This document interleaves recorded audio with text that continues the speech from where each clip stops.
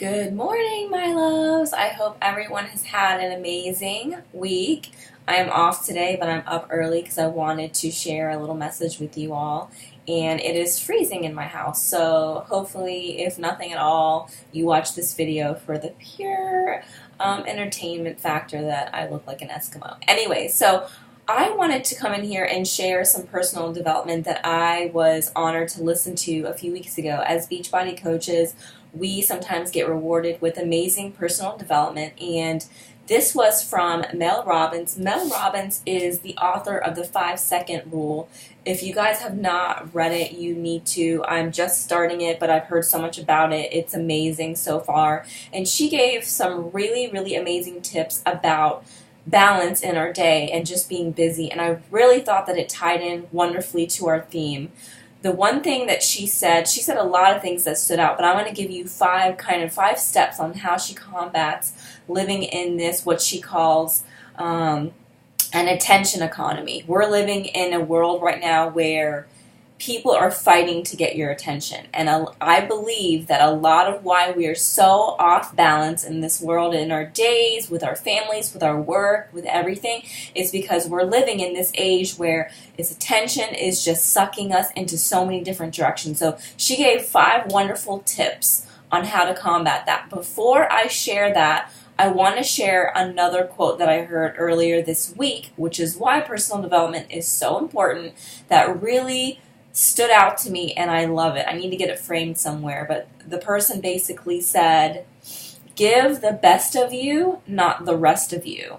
Maybe some of you have heard that, but the idea here is that when it comes down to your family, your spouse, your loved ones, your children, you don't give them the leftover of you. You give them the best. You give them the best parts of your day, the best parts of who you are, not the rest, which is usually what we do. So with that said, I'm going to start with tip number 1. So the statistic that Mel gave was 33% of people check their email in the middle of the night. Why is this? Well, most likely they have their phone near them in the bed. If they can't sleep, their phone is right next to them. So that's tip number 1, is no phone in the bedroom. You're probably thinking, well, my alarm is on my phone and I need my phone. What if an emergency? First of all, if it's an emergency, tell your people to call you. Second of all, for an alarm, you can keep your phone either in your closet or your bathroom, somewhere where you actually have to get up and get after it. So that's something that I haven't done yet, but I know other fellow coaches have done it, and it is super productive. So that's number 1 tip, is don't keep the phone in your bedroom. The second thing is, when the alarm goes off, get out of bed. This is something that I really, really need to focus on too. The other statistic that she gave, not really statistic, but quote, she said, how you wake up is indicative of the next 4 hours of your day. So it's going to basically how you wake up. If you wake up and you're scrolling through Instagram or Facebook or just checking email or whatever, it's really going to indicate your productivity level for the next 4 hours of the day. So again, this is where you can keep your phone far away from you, where you have to get out of bed to get your phone instead of having it next to you, beside you. This is something that I'm really, really bad about, especially when my husband's out of town, so I'm going to focus on that. So that's the second thing. So the first thing, no phone in the bedroom. The second thing, when the alarm goes off, get out of bed. The third thing is take 5. She's saying when you get up, flip your phone over, literally take 5 minutes and plan out your day. Center yourself, figure out exactly what you're going to do for the day, plan it out. But just take 5 minutes before you get out of bed. That's number 3. Number 4, and this one is really awesome. She says, write down one thing that you want to get done for the day that matters. Her idea of productivity and balance throughout the day is, a lot of times, let me back up. A lot of times we, especially type A'ers like me, we wake up, we write this huge to-do list. We're like, oh, I got to get it done, get it done. And so a lot of times it's about checking those items off instead of it being progress within those items. So she said something that I love. It's called the progress principle. And it means focus on progress instead of getting everything done. So if I wake up today and I say, the one thing that really matters to me to get done is I really got to get my taxes finished.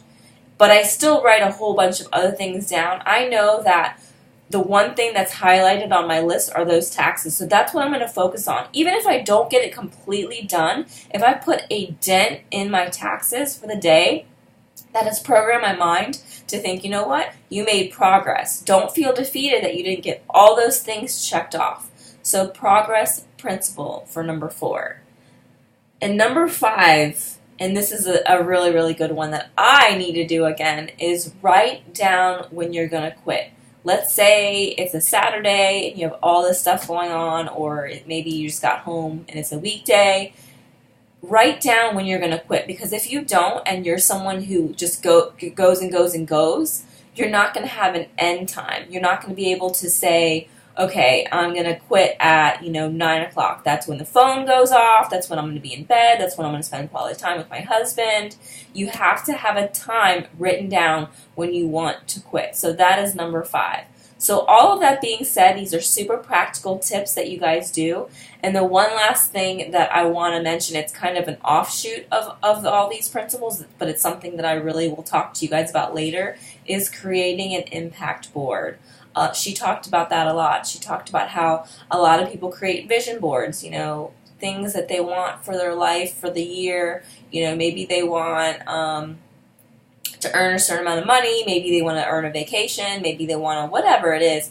But an impact board is something that's going to keep you going in your day. That could be your before and after pictures. That could be a quote that maybe your husband or your coworker said, something about that impacted them.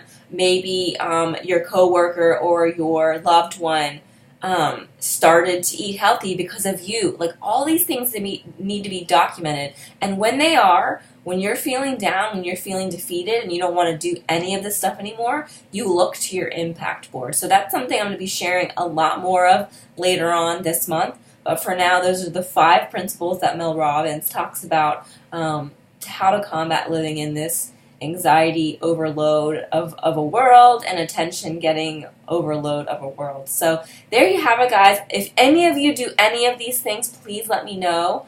I'm going to be doing them, and I'm going to list them out again probably later on this week. So that's it, guys. Have an awesome Friday, and I'll talk to you soon. Bye.